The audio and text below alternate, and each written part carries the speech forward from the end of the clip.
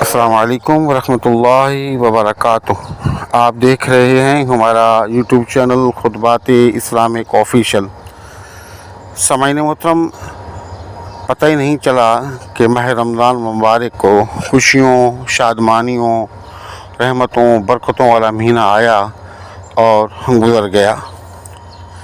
اور جس طرح اس رحمتوں اور برکتوں والے مہینے سے ہمیں حاصل کرنا چاہیے تھا، یا اس کی تعظیم اور خدمت اور ادب و احترام کرنا چاہیے تھا، اس طرح ہم نہیں کر سکے۔ لیکن اب بھی ایک رات ہمارے پاس انتہائی قیمتی باقی ہے کہ جس کے اندر ہم اللہ کی بارگاہ میں سر بسجود ہو کر اور کچھ نوافل اور کچھ وظائف پڑھ کے جو مانگیں گے، اللہ رب العزت آپ کو وہ عطا فرما دے گا۔ یعنی کہ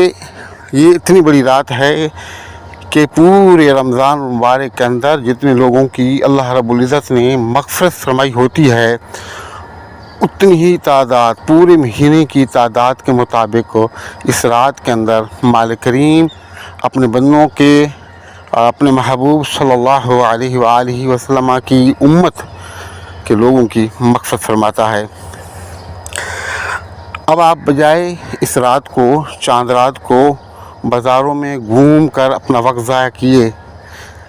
آپ اللہ کی طرف واپس لوٹیں اور پورا مہینہ جو آپ نے محنت کی ہے، اس کی محنت کی جو مزدوری ہے وہ حاصل کریں۔ اب دیکھیں، جیسی چاند نظر آتا ہے تو ہمارے ہاں یہ رواج ہے کہ لوگ فوراً بازاروں کی طرف دوڑ پڑتے ہیں۔ ٹھیک ہے، ضرورت کے مطابق آپ ضرور جائیں، خریداری کریں، لیکن آپ کو پہلے ہی یہ تھوڑی تھوڑی کر کے خریداری کر لینی چاہیے تھی۔ لیکن پھر بھی اگر آپ کو مجبوری ہے تو آپ جائیں اور اپنی جو ضروریات کے مطابق خریداری ہے وہ کریں، واپس لوٹ آئیں اور رات کو آرام کریں، کیونکہ اللہ تعالیٰ نے رات آرام کرنے کے لیے بنائی ہے، اور تھوڑی دیر آرام کرنے کے بعد پھر اللہ کی بارگاہ میں کھڑے ہو جائیں، اللہ کی حمد و ثنا بیان کریں، رب سے مانگیں، اپنے پورے مہینے بھر کی جو مزدوری ہے اس کے حصول کے لیے انتظار کریں۔ لیکن یہ سب کچھ ہم نہیں کرتے۔ پوری رات جو ہے لوگ جاگتے ہیں، اور جاگ کر جب صبح ہوتی ہے، فجر کی نماز کا ٹائم ہوتا ہے، تو جسم بالکل تھک چکا ہوتا ہے، اور نیند نے اس قدر جو ہے غلبہ ہوتا ہے نیند کا کہ ہر آدمی بے ہوش ہوتا ہے۔ نماز بعض کی تو نماز ہی رہ جاتی ہے، اگر نماز رہ نہ جائے تو دوڑتے دوڑتے نماز پڑھتے ہیں، اگر نماز پڑھ بھی لیں تو پھر پورا جسم جو ہے وہ تھکاوٹ سے چور ہوتا ہے، کوئی پتہ نہیں ہوتا کہ میں کہاں کھڑا ہوں، نیند کا غلبہ ہوتا ہے، نہ ہی خشوع ہے نہ خضوع ہے۔ تو اس طرح کی جو عبادات ہوتی ہیں، اللہ پاک کو جو ہے اس طرح کے لوگوں کے منہ پر اٹھا کے مار دیتا ہے۔ تو اس لیے اس رات کو جاگ کر یا بازاروں میں گھوم کر آپ وقت ضائع نہ کریں، بلکہ ہم آپ کو ایک وظیفہ بتاتے ہیں اور کچھ رکعات نوافل کے بتاتے ہیں، آپ اس طریقے سے کریں، اور جو بھی اللہ سے آپ مانگیں گے، اللہ رب العزت آپ کو یقینی طور پہ عطا فرمائے گا۔ جو اب تک آپ نہیں مانگ سکے اور پورا مہینہ بھر آپ حاصل نہیں کر سکے، انشاءاللہ تعالیٰ اس وظیفے کو کریں، آپ ایک ہی رات کے اندر وہ سب کچھ پا لیں گے۔ ہمارے وظائف کی اجازت کے لیے لازمی ہے کہ اگر اب تک آپ نے چینل سبسکرائب نہیں کیا تو عذرائے کرم چینل کو سبسکرائب کر لیں، ویڈیو کو زیادہ سے زیادہ صدقہ جاری کی نیت سے شیئر کریں۔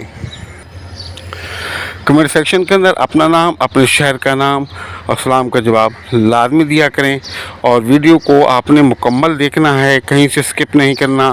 کہیں وظیفے کے بارے میں قیمتی معلومات رہ نہ جائے۔ الذي نزل الفرقان على عبده ليكون للعالمين۔ سامعین محترم، یہ قیمتی رات ہے، اس رات کو خدا را آپ ضائع نہ کریں، تھوڑی سی محنت کر لیں، اور وہ کچھ جو آپ اب تک پورے مہینے میں نہیں پا سکے وہ اللہ کی بارگاہ سے حاصل کر لیں۔ اب آپ نے وظیفے کو کرنا کیسے ہے، اس کا طریقہ یہ ہے کہ آپ سب سے پہلے تو بہتر یہ ہے کہ آپ کچھ آرام کر لیں، اگر آپ کو یقین ہو کہ آپ اٹھ جائیں گے۔ اگر آپ کو یقین نہ ہو اٹھنے کا تو پھر آپ بالکل آرام نہ کریں۔ آرام کرنے کا مقصد یہ ہوتا ہے کہ آپ بالکل جو ہے تھکاوٹ آپ کی دور ہو جائے گی، تو آپ جتنی بھی عبادت کریں گے اس کے اندر بہت ہی خشوع اور خضوع ہوگا۔ اور یہ وظیفہ ایسی جگہ پر کرنا ہے جہاں پر کوئی شور شرابہ نہ ہو، کوئی آدمی آپ کو ڈسٹرب نہ کرے، وہاں پر آپ نے کرنا ہے۔ آپ تازہ وضو کریں، خوشبو لگائیں، مصلی پر بیٹھ جائیں اور تھوڑی دیر کے لیے درود پاک پڑھیں۔ اس کے بعد آپ 2 رکعت نماز صلاۃ التوبہ پڑھیں، اس طرح کے 2 رکعتوں کے اندر سورۃ الفاتحہ کے بعد 7 مرتبہ سورۃ الاخلاص پڑھیں، اور اس کے بعد 2 رکعت نماز صلاۃ الحاجات پڑھیں۔ سورۃ الفاتحہ کے بعد 3 مرتبہ سورۃ الکوثر، جو بالکل چھوٹی سی سورت ہے، انا اعطیناک الکوثر فصل لربک وانحر ان شانئک هو الابتر۔ اب آپ نے یہ نوافل توبہ بھی پڑھ لیے، صلاۃ الحاجات بھی پڑھ لیے۔ اب اول اور آخر 3 مرتبہ درود شریف یعنی کہ درود ابراہیمی، اور درمیان میں 101 مرتبہ یا مسبب الاسباب، یا مسبب الاسباب، یعنی کہ انتہائی سکون کے ساتھ آپ نے پڑھنا ہے، جان نہیں چھڑانی، آنکھیں بند کر لینی ہیں، رجوع اللہ کی طرف کرنا ہے اور اپنے معاملات کو ذہن میں رکھنا ہے۔ جب آپ 101 مرتبہ اس کو پڑھ لیں گے یا مسبب الاسباب کو، تو پھر اللہ کی بارگاہ میں دعا کے لیے ہاتھ اٹھائیں اور اللہ کے حضور دعا کریں۔ جو کچھ آپ کو چاہیے وہ اللہ رب العزت سے آپ مانگیں، اور دل لگا کے آپ دعا مانگیں، دعا سے جان بالکل نہ چھڑائیں۔ جتنی آپ سکون کے ساتھ دعا مانگیں گے اتنی ہی پر اثر ہوگی۔ اور دعا جو ہے یہ تمام عبادات کا مغز ہے، اور کوئی بھی چیز ہے، کوئی بھی بیج ہے، تخم ہے، درخت ہے، اس کا تخم ہے، کسی پھل فروٹ کا تخم ہے، آپ زمین میں بوتے ہیں، اگر اس کے اندر جو ہے بیج کے اندر تخم نہ ہو، مغز نہ ہو، تو درخت نہیں نکلتا یا پودا نہیں نکلتا۔ تو اسی طرح آپ صلی اللہ علیہ وسلم نے فرمایا کہ ہر چیز کا مغز ہوتا ہے، اور دعا عبادات کا مغز ہے۔ تو آپ نے آج دن انکساری کے ساتھ دعا مانگیں، انشاءاللہ تعالی اللہ پاک وہ سب کچھ آپ کو عطا کر دے گا جو آپ نے سوچا بھی نہ تھا اور جو آج تک آپ حاصل نہیں کر سکے۔ ہمارے وظائف کی اجازت کے لیے لازمی ہے کہ اگر اب تک آپ نے چینل سبسکرائب نہیں کیا تو چینل کو سبسکرائب کر لیں، ویڈیو کو زیادہ سے زیادہ شیئر کریں،